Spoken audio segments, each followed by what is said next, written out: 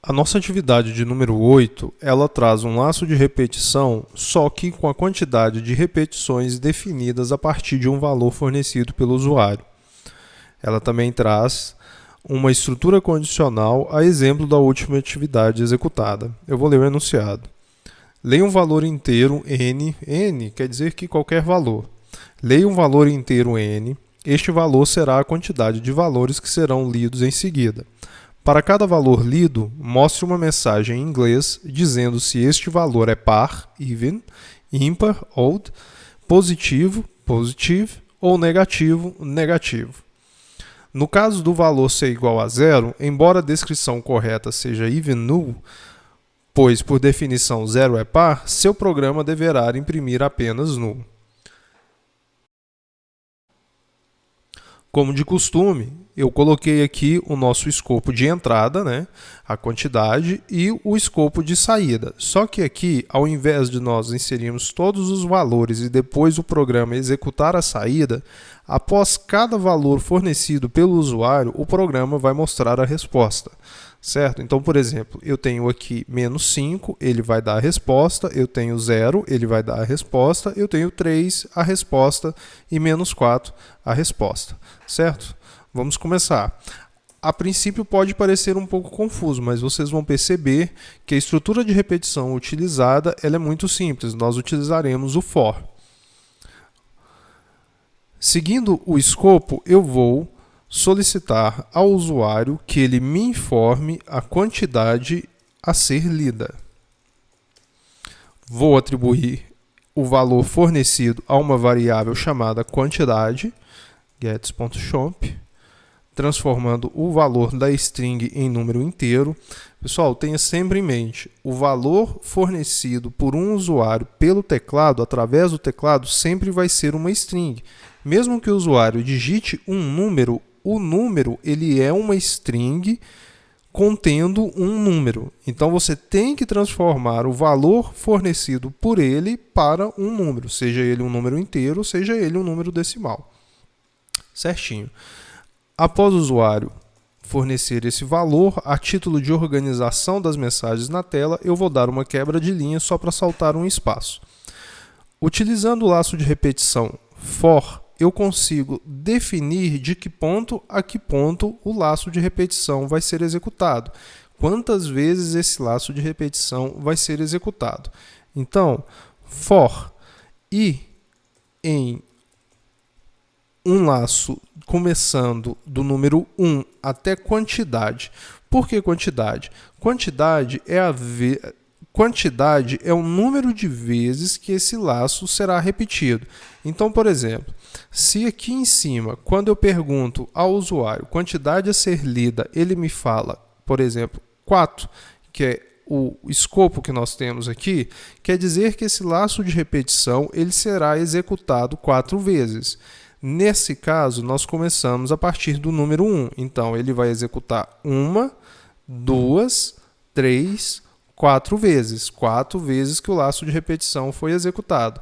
O for no Ruby tem essa aparência. For da variável i no intervalo de 1 a 4, quer dizer que ele vai incrementar esse i do número 1 até a quantidade, que no nosso exemplo é o número 4. Repetindo, o for ele incrementa a variável i, que começa com o valor de 1 até o valor da quantidade informada. Seguindo, eu vou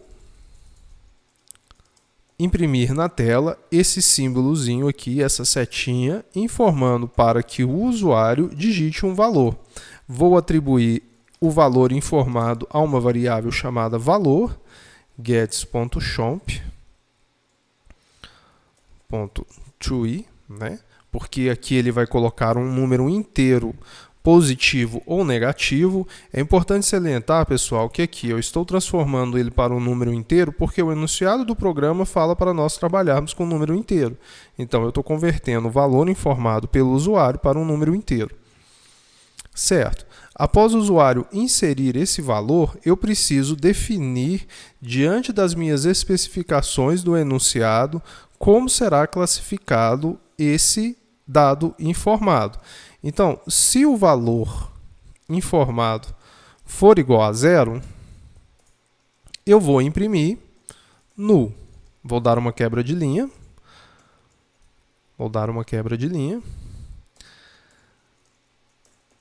Se, aqui eu esqueço, mas depois o se o if a gente só utiliza na primeira vez. Da segunda vez a gente já começa com o else if.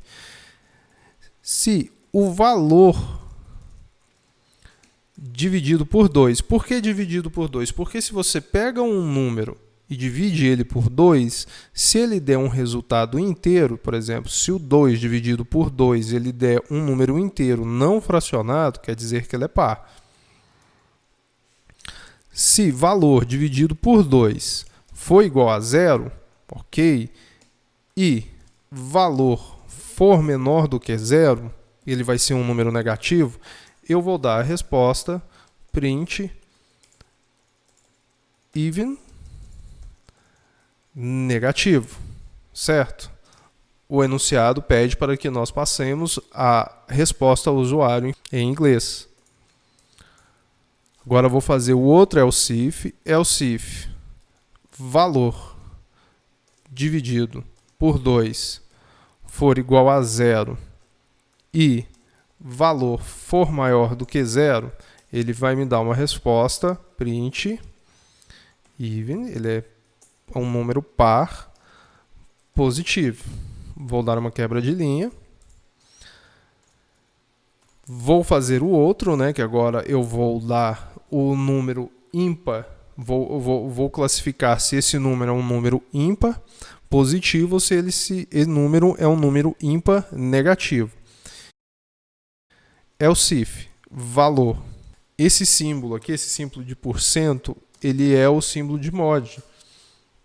Se o valor mod 2, aqui eu errei, pessoal, ó, corrigindo. Se o valor mod 2 ele for diferente de 0, quer dizer que ele é um número ímpar.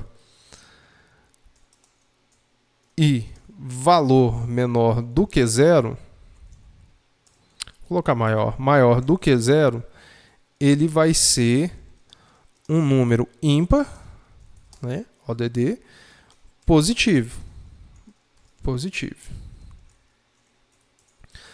Se nenhum desses valores aqui forem o resultado, eu vou só imprimir print ODD negativo. Porque se ele não é maior do que 0, a única coisa que nos resta é menor do que 0. E ele é negativo nessa ocasião. Se ele for menor do que 0, ele é negativo. Vou encerrar o else. Pronto, o nosso programa está quase finalizado. Um enunciado que a princípio parecia muito complexo, a execução dele é simples, só utilizando uma estrutura de repetição, fornecendo a quantidade de vezes que ela será executada, e depois a gente dá a resposta. Aqui já é a resposta. Ó, aqui já é a resposta. Esse print aqui no final eu vou colocar só para dar uma quebra de linha. Eu gosto das coisas organizadas na tela porque isso evita a confusão do usuário. Certinho? Vamos executar o programa. Ctrl+T, perdão. Minha tela ainda tinha execução do exercício anterior. Vamos executar o programa. Para executar o programa, ruby 08.rb. Ó, quantidade a ser lida. Vou ler 4 valores. Beleza. Qual que é o valor que me pede da primeira vez? -5. Ó, já deu ODD negativo. Depois eu vou colocar um 0 a exemplo do nosso escopo. Apareceu null, correto?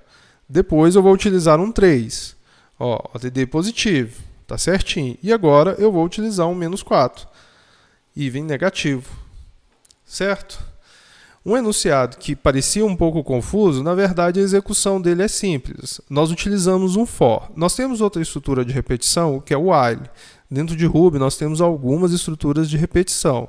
Mas nas atividades que nós executamos até agora, nós utilizamos o while e o for. O while, a interpretação dele é o seguinte: enquanto aquela condição ela for positiva, o programa executará o laço de repetição em determinado número de vezes. Pode ser 1, ou 100, ou 200, ou até aquela condição retornar falso, retornar negativo. O for, ele executa uma estrutura de repetição uma quantidade de vezes determinada. No nosso caso, a estrutura de repetição executará 4 vezes. Então, para a variável i valendo 1 até o número 4, ele será executado. O Ruby tem essa iteração aqui muito bacana, que é os 2 pontinhos. Esses 2 pontinhos é um método de contagem de um intervalo entre x e y. Então, eu tenho um método de contagem entre um valor 1 até 4, certo? Ruby mostrando assim as suas artimanhas envolvidas em coisas simples. É isso aqui, eu acho muito bacana, é isso aqui. E tem outro método que ele pega um intervalo entre x e y, excluindo as pontas. No caso, ele excluiria o 1 e o 4. Mas não é o nosso caso aqui, não. Certo, pessoal? Muito simples, muito fácil a execução. Eu aconselho novamente que após ver o vídeo, após ver como é executado e como é programado esse pequeno trecho, você tente fazer os exercícios sozinhos, tá? E tendo alguma dúvida, assiste o vídeo novamente. Beleza? Pessoal, muito obrigado. Vamos ao próximo vídeo. Até a próxima.